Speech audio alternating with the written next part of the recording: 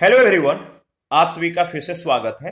ये NCERT biology का discussion है और हमारा टॉपिक चल रहा है जीवों का वर्गीकरण, क्लासिफिकेशन ऑफ ऑर्गेनिजम्स, अध्याय 2। तो चलिए स्टार्ट करते हैं। सबसे पहले कशेरुकी उपसंघ के बारे में डिस्कस करेंगे। देखिए, इससे पहले जितने भी टॉपिक सब टॉपिक थे उनके बारे में बहुत ही अच्छे से हम लोगों ने डिस्कस किया है, तो आप लोग रिवीजन करते रहिए। और इसका पीडीएफ भी अवेलेबल है। अगर आपको पीडीएफ चाहिए तो Telegram channel, Telegram quiz group या चैनल के कम्युनिटी बॉक्स में जाइए, वहां पे इसके रिगार्डिंग में इंफॉर्मेशन को अपडेट कर दिया गया है।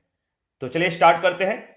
याद रखिएगा, कशेरुकी उपसंघ के जंतुओं में पृष्ठ रज्जु केवल भ्रूणीय अवस्था में पाई जाती है और ये पृष्ठ रज्जु वयस्क होने पर उपास्थि या बैकबोन में रूपांतरित हो जाती है। इन जीवों में पूर्ण विकसित अंतःकंकाल यानी इंडोस्केलेटन पाया जाता है, जो पेशियों के संचलन यानी मूवमेंट में सहायक होता है। और इनका शरीर मुख्यतः 4 भागों में विभाजित होता है, सिर में, गर्दन, धड़ और पूंछ में। तो ये 4 भागों में जो है विभाजित होता है। ठीक है, याद रखिएगा, ये पूंछ हो जाएगा, ये आपका ये धड़ हो जाएगा, ये गर्दन वाला हिस्सा है, ये माउथ है। ठीक है, और ये जो जीव है इनमें पूर्ण विकसित अंग तंत्र पाए जाते हैं, पूर्ण रूप से विकसित अंग तंत्र पाए जाते हैं, जो पाचन के लिए, उत्सर्जन, परिसंचरण और प्रजनन आदि महत्वपूर्ण जैविक क्रियाओं को ये संपन्न करते हैं। याद रखिएगा, इन प्राणियों में 2, 3 या 4 प्रकोष्ठों में विभाजित पेशीय हृदय होता है तथा उत्सर्जन और जल संतुलन के लिए वृक्क यानी किडनी उपस्थित होता है। इसमें पंख अथवा पाद पैर के रूप में 2 जोड़ी युग्मित उपांग पाए जाते हैं। कशेरुकी जीवों के विभिन्न वर्गों का संक्षिप्त वर्णन हम लोग करेंगे, संक्षिप्त रूप से इनको डिस्कस करेंगे। जैसे जो वर्ग है, जैसे मत्स्य वर्ग है, मत्स्य वर्ग में आपको पता है क्या क्या आते हैं, कौन कौन सी मछलियां, कौन कौन से जीव जंतु आएंगे। जैसे रोहू आ जाएगा, मांगूर, टारपीडो, शार्क। ठीक है, इसके बाद डॉग फिश, ये सभी समुद्री घोड़ा, ये सभी मत्स्य वर्ग के प्रमुख जीव हैं। इसके बाद उभयचर के प्रमुख जीव जो आते हैं, जैसे मेढक। ठीक है, इसके बाद वृक्ष मेढक, माउंटेन चिकन, ये सभी आते हैं। सेलामेंडेर, ये सभी उभयचर वर्ग के प्रमुख जीव हैं। इसके बाद सरीसृप वर्ग भी इसी के अंतर्गत आता है।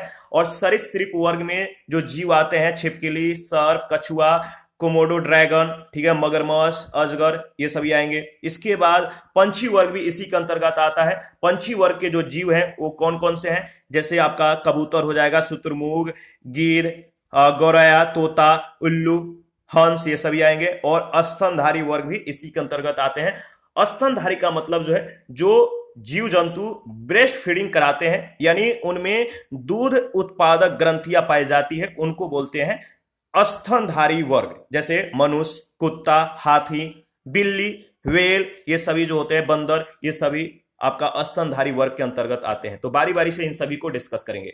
सबसे पहले मत्स्य वर्ग के बारे में देख लेते हैं।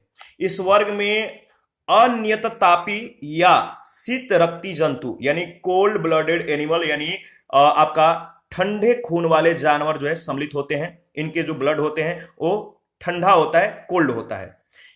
जिनमें समुद्री जल और स्वच्छ जल में निवास करने वाली मछलियां प्रमुख हैं। ठीक है, मत्स्य वर्ग में जो समुद्री जल और जो स्वच्छ जल में जो मछलियां निवास करती हैं, मत्स्य वर्ग के अंतर्गत आती हैं। मत्स्य वर्ग के जीवों का शरीर जो होता है वो धारारेखित या लंबा होता है। धारारेखित यानी इस तरह का जो है निशान रहेगा। ठीक है, जो सिर, धड़ और पूंछ में विभाजित होता है। इनके शरीर में युग्मित अथवा अयुग्मित मीन पंख यानी फिन्स पाए जाते हैं, जो तैरने में, संतुलन बनाने में इनकी सहायता करते हैं। पंख पाए जाते हैं। इनका बाह्य कंकाल जो होता है दृढ़ त्वचा और उससे जुड़े सल्कों से निर्मित होता है। ये सल्क एक सुरक्षात्मक आवरण का निर्माण करते हैं।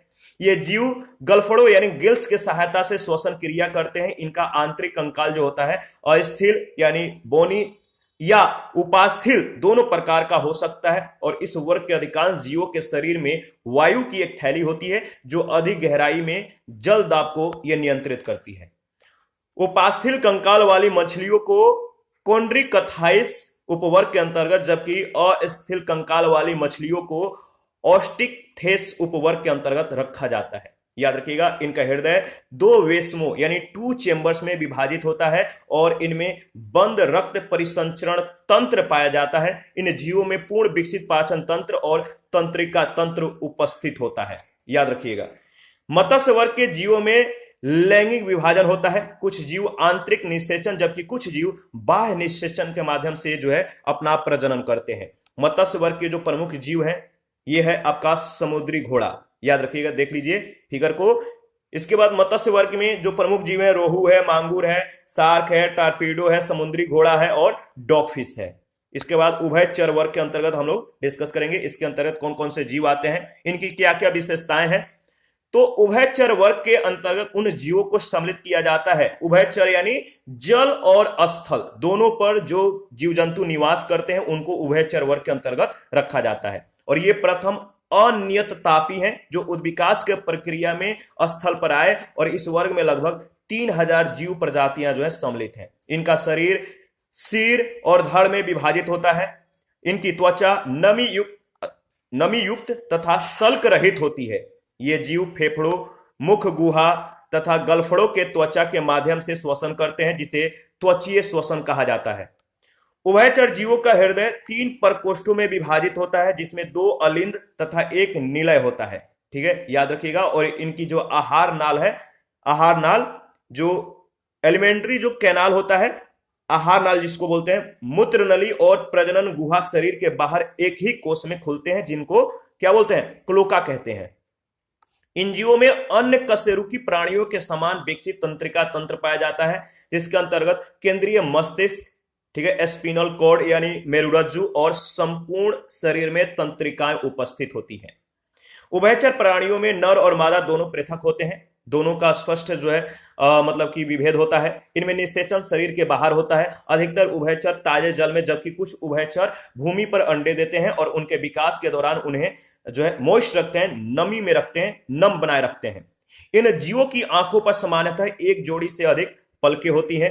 मेढकों में 3 जोड़ी पलक होती है, जिनमें से एक पारदर्शी, जबकि शेष जो 2 होते हैं, जो 2 पलक होते हैं, वो अपारदर्शी या अपारदर्शी होती है। तो अपारदर्शी या अर्धपारदर्शी होता है। तो मेढक में 3 जोड़ी पलक होते हैं।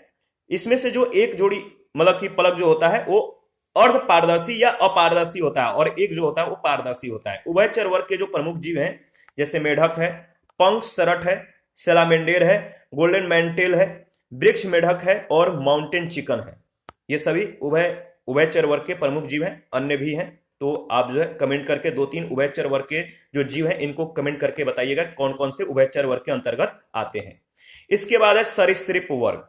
सरीसृप वर्ग जो है जो रेप्टाइल्स हैं, इनके बारे में देख लेते हैं। सरीसृप जीव रेंग कर चलने वाले तथा कोल्ड ब्लडेड होते हैं। इनके भी जो ब्लड होते हैं वो ठंडे होते हैं। अधिकतर सरीसृप अपेक्षाकृत गर्म वातावरणीय स्थल पर निवास करते हैं, परंतु कुछ सरीसृप जलीय वातावरण में भी निवास करते हैं। और इस वर्ग के अंतर्गत लगभग जो है 6000 जीव प्रजातियां सम्मिलित होती हैं। सरीसृप जीवों की त्वचा जो होता है ड्राई और रफ होती है, यानी शुष्क और खुरदरी होती है, जिस पर बाह्य त्वचीय सल्क या अन्य आवरण पाया जाता है। ठीक है, देखिए, सर्प तथा छिपकलियां केचुली के रूप में अपने मृत सल्कों का त्याग करते हैं। तो आपने देखा भी होगा कि जो सर्प होते हैं, इनके व्हाइट रंग का एक केचुली होता है जो ये त्याग करते हैं, तो ये मृत सल्क होते हैं, इनको निकालते हैं अपने शरीर से। ठीक है, और छिपकलियां भी इसी तरह से करती हैं। सरीसृपों में जो होता है क्लोम छिद्र अनुपस्थित होते हैं, गिल्स अनुपस्थित होते हैं। तो सरीसृपों में क्लोम छिद्र अनुपस्थित होता है, यानी उपस्थित नहीं होता है, और ये फेफड़ों के द्वारा श्वसन करते हैं। इनके शरीर में रिब्स पाई जाती है, पसलियां पाई जाती है, जो इनकी देह गुहा के संकुचन एवं शिथिलन में सहायता करती है। इनका हृदय सामान्यतः 2 अलिंद और 1 निलय में विभाजित रहता है, यानी 3 प्रकोष्ठों में।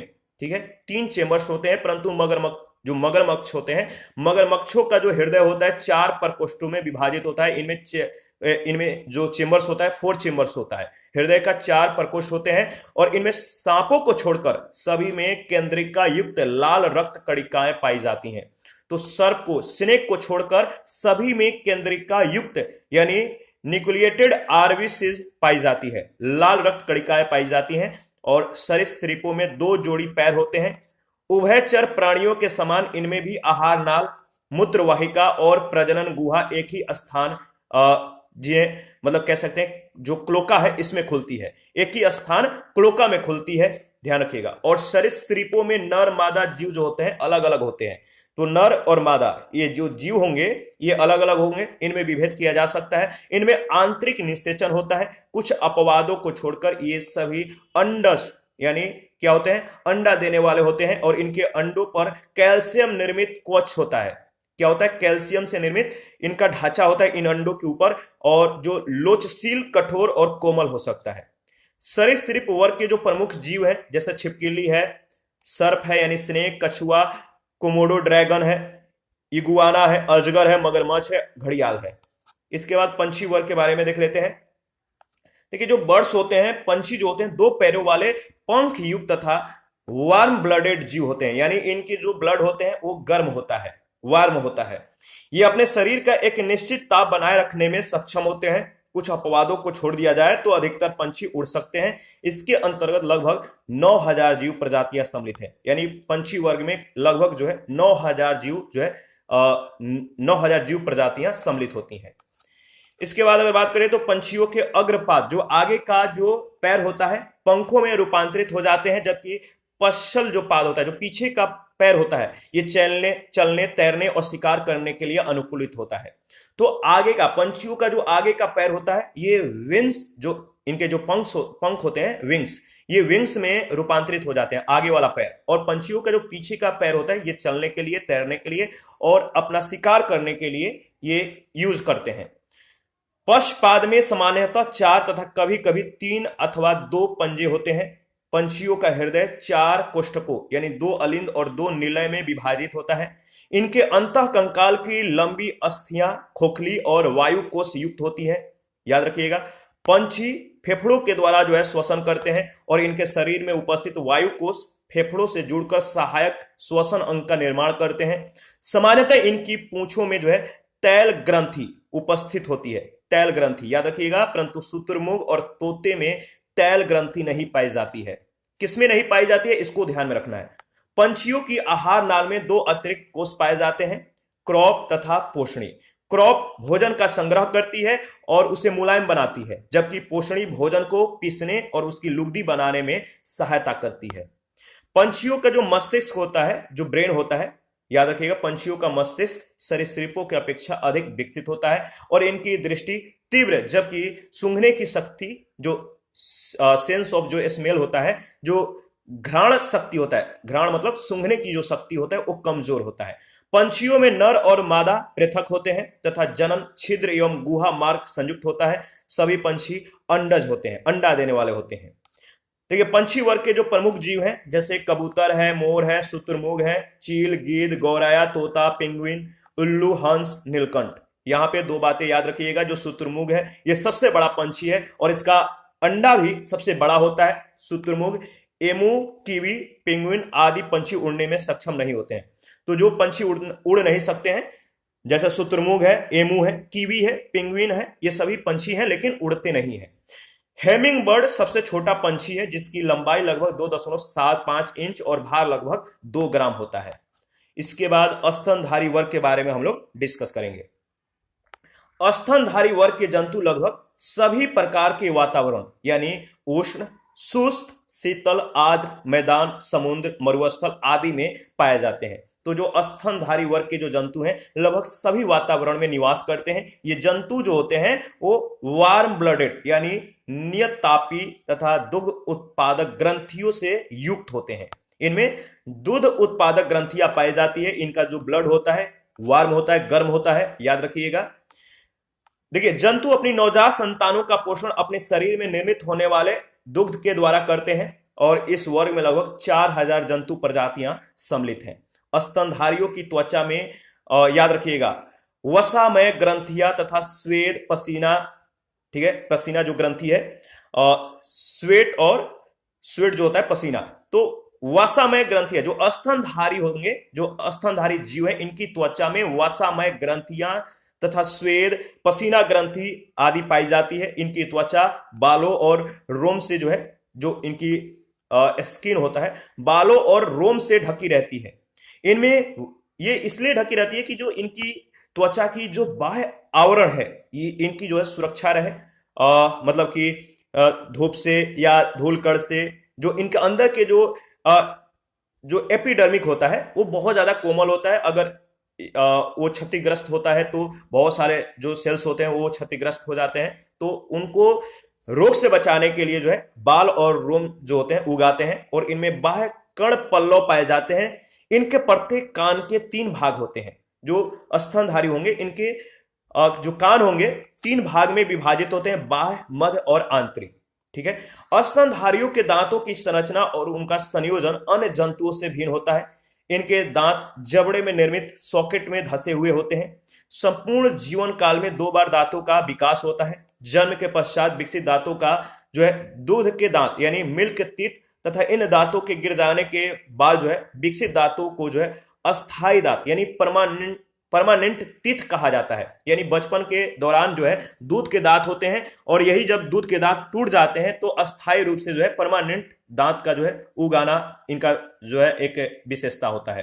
स्तनधारी फेफड़ों के द्वारा जो है, जो स्तनधारी होंगे वो फेफड़ों के द्वारा श्वसन करते हैं। याद रखिएगा, स्तनधारी फेफड़ों के द्वारा श्वसन करते हैं। इन जंतुओं में एक पेशीय डायफ्राम होता है जो श्वसन में सहायता करता है। इनका हृदय 4 कोष्ठकों यानी 2 निलय और 2 अलिंद में विभाजित होता है। इन जंतुओं में केंद्रक विहीन लाल रुधिर कणिकाएं पाई जाती है। केंद्रक विहीन यानी लाल रुधिर कणिकाओं में केंद्रक नहीं पाया जाता है, तो याद रखिएगा। और स्तनधारियों में पूर्ण विकसित संवहन तंत्र पाए जाते हैं। इनमें मूत्र मार्ग, जननांग वाहिनी संयुक्त होकर नर में जनन मूत्र नली में तथा मादा में योनि मार्ग में खुलते हैं। तो स्तनधारियों में पूर्ण विकसित संवहन तंत्र पाए जाते हैं। इनमें जो मूत्र मार्ग होता है, मूत्र मार्ग एवं जननांग वाहिनी संयुक्त होकर एक होकर क्या जो जेनेटियल जो डक्ट है संयुक्त होकर नर में जनन मूत्र नली में और मादा में योनि मार्ग में खुलते हैं। नर स्तनधारियों में वृषण शरीर के बाहर वृषण कोषों में स्थित होते हैं। इन जंतुओं में आंतरिक निषेचन होता है। ठीक है, इंटरनल फर्टिलाइजेशन होता है, और अधिकतर स्तनधारी विकसित संतानों को जन्म देते हैं, और ये जरायुज होते हैं। क्या होते हैं? यानी ये जरायुज होते हैं। स्तनधारी वर्ग के जो प्रमुख जीव हैं जैसे मनुष्य है, human, dog, elephant, cat, lion, whale, monkey, bear, और जो है गाय, चमगादड़, चूहा आदि। तो ये सभी स्तनधारी वर्ग के जीव हैं, याद रखिएगा। स्तनधारी वर्ग का जो वर्गीकरण है, इनको 2 वर्गों में वर्गीकृत करते हैं, और इसके बारे में देख लेते हैं। जैसे पहला जो वर्ग है वो है आपका प्रोटोथीरियम। स्तनधारी वर्ग का वर्गीकरण 2 रूपों में हुआ है। प्रोटोथीरियम, ठीक है, प्रोटोथीरिया जिसे बोलते हैं, और एक है दूसरा जो है थीरिया। एक है प्रोटोथीरिया, दूसरा है थीरिया। जो प्रोटोथीरिया है इस वर्ग के स्तनधारियों में चुचुक विहीन स्तन पाए जाते हैं। ये स्तनधारी अंडा देते हैं, और इनमें बाह्य कण अनुपस्थित होते हैं। जैसे में याद रखिएगा एकेडिना, प्लेटिपस और आंथियोनोकिस आदि। जो थीरिया है इस उपवर्ग के स्तनधारी गर्भ में विकसित शिशुओं को जन्म देते हैं। थीरिया वर्ग को पुनः 2 उपभागों में विभाजित किया गया है। पहला है उपवर्ग मेटाथीरिया और दूसरा है उपवर्ग यूथीरिया। तो जो मेटाथीरिया और यूथीरिया जो है इसके बारे में देख लेते हैं। जैसे मेटाथीरिया जो होता है इस उपवर्ग के जंतु न तो अंडे देते हैं और न ही पूर्ण विकसित बच्चों को जन्म देते हैं। यानी ये अपरिपक्व बच्चों को जन्म देते हैं, यानी पूर्ण रूप से विकसित नहीं देते हैं जन्म। यानी न तो ये अंडा देंगे न बच्चे देंगे, मतलब कि पूर्ण रूप से विकसित बच्चों को जन्म देते हैं। बच्चा तो देते हैं, कहने का मतलब इनका जो विकास होगा वो गर्भ से बाहर होगा। तो अपरिपक्व बच्चों को जन्म देते हैं। बाद में इन बच्चों का विकास माता के उदर में यानी माता के पेट में स्थित एक विशेष थैली में होता है, जिसे याद रखिए क्या बोलते हैं, इस थैली को मार्सुपियल थैली कहते हैं। इस उपवर्ग के जंतुओं में स्तन ग्रंथियां पाई जाती हैं, लेकिन इसके चुचुक मार्सुपियल थैली में खुलते हैं, और यहीं से जो अविकसित बच्चे हैं इनको पोषण प्राप्त होता है।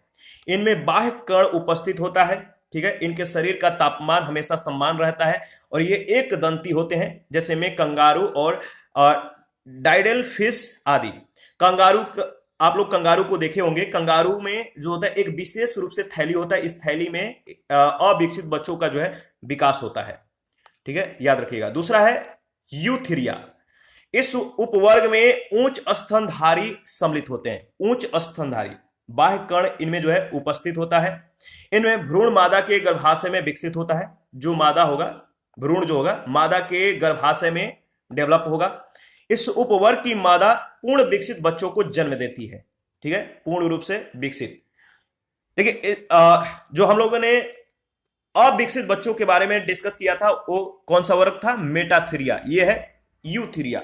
यूथीरिया वर्ग में जो भ्रूण होता है, जो मादा होती हैं, इनके जो भ्रूण होता है इनके मादा के गर्भाशय में इसका विकास होता है और मादा पूर्ण विकसित बच्चों को जन्म देती है। इनमें स्तन ग्रंथिया होता है, स्तन ग्रंथिया पूर्ण विकसित होती है और इनमें जो है स्तनाग्र, याद रखिए स्तनाग्र पाए जाते हैं, यानी टिट्स पाया जाता है। इनमें जबड़े में, इनके जो जबड़े होते हैं, जो यूथीरिया वर्ग के जो जीव हैं, इनके जबड़े में दांत पाए जाते हैं। इनमें गर्भाशय और योनि पूर्ण विकसित होती है तथा आपस में संयुक्त योनि मार्ग बनाते हैं। इसके मस्तिष्क में, याद रखिएगा, इनके मस्तिष्क में महासंयोजक होता है। इनमें निषेचन आंतरिक होता है, इंटरनल होता है। मादा में गुद्दा, ठीक है, और जनन तथा मूत्र छिद्र अलग अलग होता है। खोपड़ी की अस्थियों के बीच की धारियां स्पष्ट होती हैं, जैसे में पेंगोलिन, छुछुंदर, उड़ने वाली लोमड़ी, चूहा, खरगोश, गिनी पिग, कुत्ता, बाघ, सिंह, भारतीय हाथी, गधा, ब्लू व्हेल, मनुष्य आदि, ये सभी जो होते हैं किसके अंतर्गत आते हैं? तो ये उपवर्ग यूथीरिया के अंतर्गत। ठीक है, इनके बारे में जो दिया गया है इसको ध्यान में रखिएगा। इस पर आधारित जो जीवों का वर्गीकरण है, इस पर आधारित जो मतलब कि प्रश्न है, इसके बारे में डिस्कस करेंगे। पूरे टॉपिक का यहाँ पे जो है एमसीक्यूज दिया गया है। जैसे पहला प्रश्न है, निम्नलिखित में से कौन सा नाइट्रोजन स्थिरीकरण कारक जीवाणु है?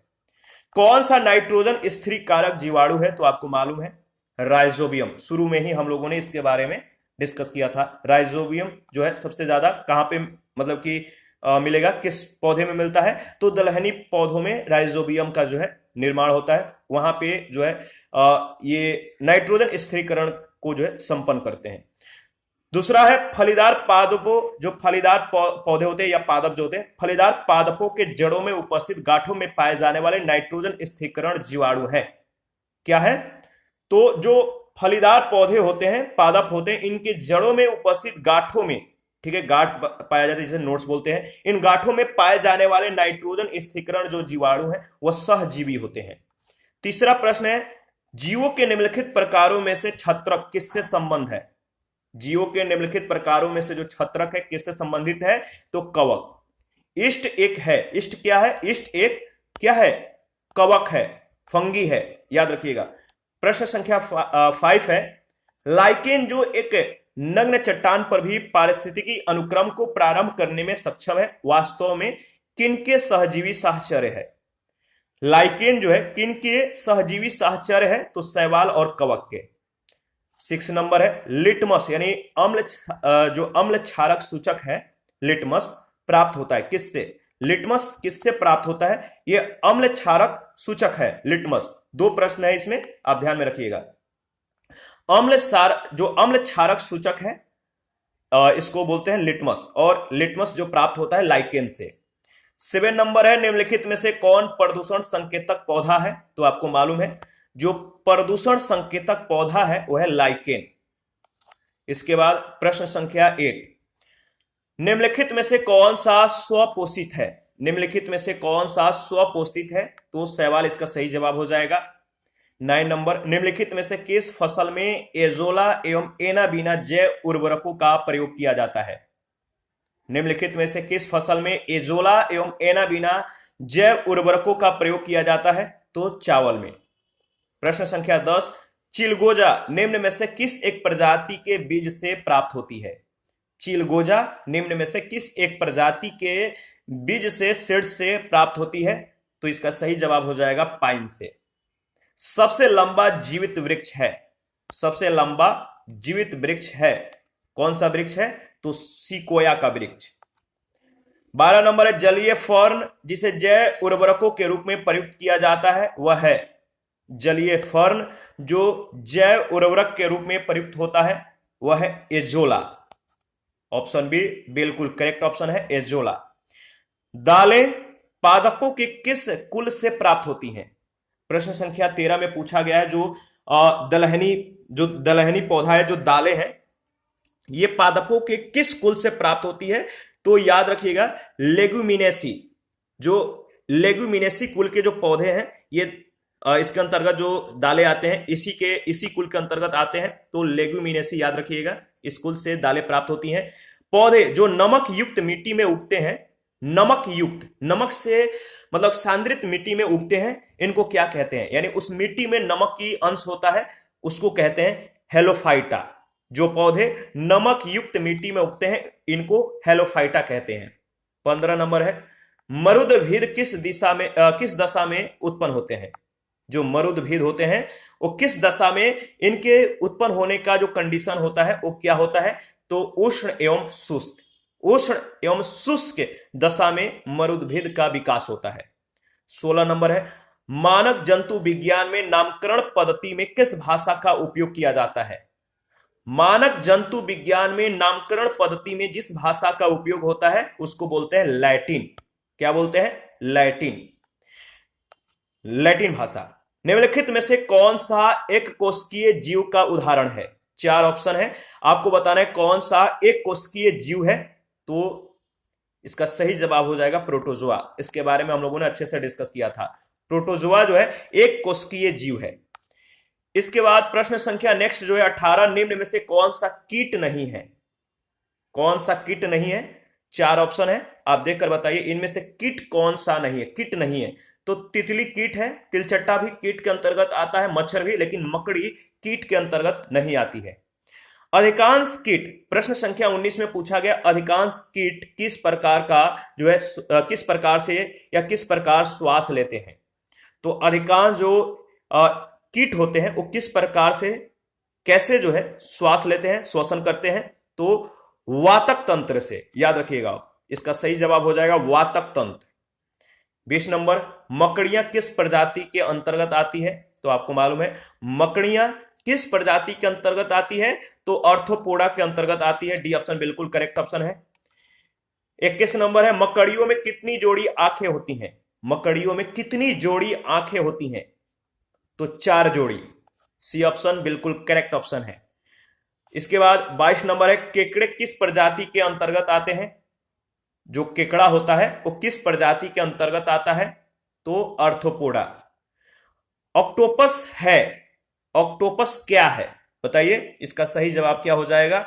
याद रखिएगा, जो ऑक्टोपस है वो एक मृदु कवची है। क्या है? मृदु कवची। 24 नंबर है, निम्न में से कौन एक मीन है, यानी फिश है, मछली है? इसमें से 4 ऑप्शन देखकर आपको बताना है कि 4 ऑप्शन में से कौन एक मछली है। तो देखिए, सिल्वर जो फिश है ये मछली है, लेकिन यहाँ पे क्रे फिश, कटल फिश और फ्लाइंग फिश दिया गया, ये मछली नहीं है। याद रखिएगा, जो मछली है इन चारों में से वो है सिल्वर फिश। मछली किस अंग के द्वारा जो है श्वसन करती है? तो बहुत ही आसान सा सवाल है, इसका जवाब आपको मालूम है, गिल्स के माध्यम से, गलफड़ के माध्यम से श्वसन का क्रिया करती है। 26 नंबर है, निम्न में से किसकी उपस्थिति के कारण गिरगिट रंग बदलता है? गिरगिट रंग बदलता है किस उपस्थिति के कारण? किसके कारण गिरगिट जो है अपना रंग बदलते रहता है? तो वर्णक के कारण, याद रखिएगा। 27 नंबर है, निम्नलिखित उड़ने वाले जीवों में कौन सा पंछी वर्ग में नहीं आता है? निम्नलिखित उड़ने वाले जीवों में से कौन सा पंछी वर्ग में नहीं आता है? इसका सही जवाब क्या हो जाएगा? इसका सही जवाब हो जाएगा चमगादड़। ऑप्शन ए बिल्कुल करेक्ट ऑप्शन है। 28 नंबर है, निम्नलिखित में से कौन सा एक भारत का राष्ट्रीय जलीय प्राणी है? निम्नलिखित में से कौन सा एक भारत का जो है राष्ट्रीय जलीय प्राणी है? तो गांगे डॉल्फिन। याद रखिएगा, ऑप्शन सी बिल्कुल करेक्ट ऑप्शन है। प्रश्न संख्या 29 में पूछा गया है कि निम्नलिखित में से किस युग्म में खुला परिसंचरण तंत्र पाया जाता है? किस युग्म में खुला परिसंचरण तंत्र पाया जाता है? तो कॉकरोच तथा सिल्वर फिश। ऑप्शन सी बिल्कुल करेक्ट ऑप्शन है। 20 नंबर है, निम्नलिखित में से किस जंतु में तंत्रिका तंत्र नहीं पाया जाता है? 4 ऑप्शन है, बताइए कि इन चारों में से वह जंतु कौन सा है जिसमें तंत्रिका तंत्र नहीं पाया जाता है? तो अमीबा। अमीबा में तंत्रिका तंत्र नहीं मिलता है, नहीं पाया जाता है। 31 है, 5 जगत वर्गीकरण किससे प्रतिपादित किया था? 5 जगत वर्गीकरण किसके द्वारा प्रतिपादित किया गया था? किसने प्रतिपादित किया था? तो 5 जगत का वर्गीकरण जो है विटेकर ने इसको प्रतिपादित किया था, याद रखिएगा। और 32 नंबर में सूची 1 सूची 2 के साथ आपको मिलान करना है, एक तरफ जंतु दूसरे तरफ वर्ग या जगत के बारे में दिया गया है। तो देखिए आपको मिलान करना है कि सूची 1 का जो संबंध है सूची 2 में किस तरह से है और इसका सही ऑप्शन क्या होगा। तो देखिए ऑक्टोपस का जो जगत या वर्ग जो है वो बताइए किससे है। ऑक्टोपस, इसका जो संबंध है मोलस्का से है। ऑक्टोपस का संबंध मोलस्का से है, ठीक है। इसके बाद अगर बात करें मोलस्का का जो ऑक्टोपस का जो संबंध है मोलस्का से है। इसके बाद जो जेली मछली है, जेली मछली, इसका जो संबंध है किससे है तो सिलिंट्रेटा से। सिल्वर मछली का जो संबंध है किससे है ऑर्थोपोडा से। और बॉम्बे बतख का जो संबंध है वो मत्स्य से है। तो इसका सही जवाब हो जाएगा ऑप्शन ए, ठीक है। ये रहा 33 नंबर है, निम्नलिखित में से कौन सा कथन सही है। 3 कथन है, आपको बताना है कौन सा कथन सत्य है। इसका सही जवाब हो जाएगा विषाणु में ऊर्जा उत्पादन के लिए एंजाइम नहीं होते हैं। यह कथन सही है, विषाणु में जो है ऊर्जा उत्पादन के लिए कोई एंजाइम नहीं होता है। बाकी जो 2 कथन है ये आपका सत्य नहीं है। विषाणुओं को किसी भी कृत्रिम माध्यम से संबंधित किया जा सकता है, नहीं। विषाणु एक जीव से दूसरे जीव में केवल जैविक वाहकों के द्वारा ही स्थानांतरित हो सकते हैं, ऐसा जो है सत्य नहीं है, ऐसा कोई बात नहीं है। तो इसका जो सही जवाब हो जाएगा केवल पहला, यानी सत्य कथन जो है वो है पहला। इसके बाद प्रोकैरियोटिक के बारे में पूछा गया है। तो प्रोकैरियोटिक वे जीव होते हैं जिनमें केंद्रक सुविकसित नहीं होता है, केंद्रक अच्छे से विकसित नहीं होता है। तो प्रोकैरियोटिक का जो संबंध है याद रखिएगा। इसके बाद प्रश्न संख्या 35 है, जीवधारियों का वह समूह जो प्रकृति में परस्पर संस्करण के द्वारा संतान उत्पन्न करता है क्या कहलाता है। जीवधारियों का वह समूह जो प्रकृति में परस्पर संकरण के द्वारा संतान उत्पन्न करता है कहलाता है जाति। वे सूक्ष्म जीव जो सड़े गले पदार्थों को तरल पदार्थों में बदल देते हैं क्या कहलाते हैं तो अपघटक, ठीक है। अपघटक यानी डिकम्पोजर। निम्न में से सबसे उपयुक्त पदानुक्रम कौन सा है। तो देखिए जो उपयुक्त पदानुक्रम है, जो क्रम है वह है गण, कुल, वंश, जाति। किस वैज्ञानिक ने विषाणु की खोज की। किस वैज्ञानिक ने विषाणु की खोज की। इसका सही जवाब क्या होगा तो याद रखिएगा इसका सही जवाब होगा इवानोवस्की। इवानोवस्की ने विषाणु की खोज की थी, यानी सी ऑप्शन बिल्कुल करेक्ट ऑप्शन है। 39 निम्नलिखित में से किसके निर्माण में जीवाणुओं की भूमिका नहीं होता है। किसके निर्माण में जीवाणुओं की भूमिका नहीं होता है तो पनीर के। साइट्रिक अम्ल के उत्पादन का जो है औद्योगिक स्रोत क्या होता है। साइट्रिक अम्ल के उत्पादन का औद्योगिक स्रोत होता है, क्या होता है बताइए। इसका सही जवाब क्या होगा तो एस्परजिलस। क्या होता है जो औद्योगिक स्रोत होता है साइट्रिक अम्ल के उत्पादन का वो है एस्परजिलस। ऑप्शन सी बिल्कुल करेक्ट ऑप्शन है। कौन सा कवक खाने के लिए उपयुक्त होता है, यानी खाद्य पदार्थ के रूप में किस कवक का प्रयोग किया जाता है तो याद रखिएगा मोरकेला एस्कुलेटा को। मोरकेला एस्कुलेटा जो कवक है इसको खाद्य पदार्थ के रूप में प्रयोग किया जाता है। पृथ्वी पर सबसे प्राचीन जीव कौन सा है। पृथ्वी पर सबसे प्राचीन जो जीव है वह है आपका नील हरित शैवाल, ग्रीन ब्लू एल्गी। डायनासोर को निम्नलिखित में से किस वर्ग के अंतर्गत रखा जाता है। डायनासोर मेसोजोइक सरीसृप के अंतर्गत आता है, यानी बी ऑप्शन इसका बिल्कुल करेक्ट ऑप्शन है, याद रखिएगा। 44 नंबर है, आधुनिक मानव के निकटतम पूर्वज हैं। आधुनिक मानव के जो निकटतम पूर्वज हैं इनको बोलते हैं क्रो मैग्नोन मानव। क्रो मैग्नोन मानव, यहां से कई बार प्रश्न पूछे गए हैं। और लास्ट है 45 नंबर, निम्नलिखित में से कौन सी शैवाल प्रजाति भोजन के रूप में प्रयोग की जाती है। शैवाल की वो कौन सी प्रजाति है जो भोजन के रूप में प्रयोग की जाती है तो अल्वा, नोस्टॉक और अम्बलिकस। ये सभी जो होते हैं ये जो सभी शैवाल हैं इनको भोजन के रूप में जो है प्रयोग किया जाता है। तो शैवाल के वो प्रजाति जो भोजन के रूप में प्रयोग किए जाते हैं अल्वा है, नोस्टॉक है और अम्बलिकस है। तो इसी के साथ आज का सेशन समाप्त होता है। नेक्स्ट सेशन में सेल के बारे में यानी कोशिका के बारे में हम लोग डिस्कस करेंगे। तो आप अपना प्रतिक्रिया देते रहिए, आपके प्रतिक्रियाओं का हमें बेसब्री से इंतजार रहता है। जिन लोगों ने Telegram channel, Telegram quiz group, Facebook और इंस्टाग्राम को ज्वाइन नहीं किया, वीडियो के डिस्क्रिप्शन बॉक्स में उसका लिंक है, आप ज्वाइन कर सकते हैं। या लिंक ओपन नहीं हो रहा है तो एजुकेशन एंड लर्निंग पॉइंट लिखकर आप जो है सर्च करके ज्वाइन कर सकते हैं। और एग्जाम फ्रेंजी भी लिखकर आप जो है सर्च करके ज्वाइन कर सकते हैं। थैंक यू, मिलते हैं नेक्स्ट सेशन में, अभी के लिए इतना ही।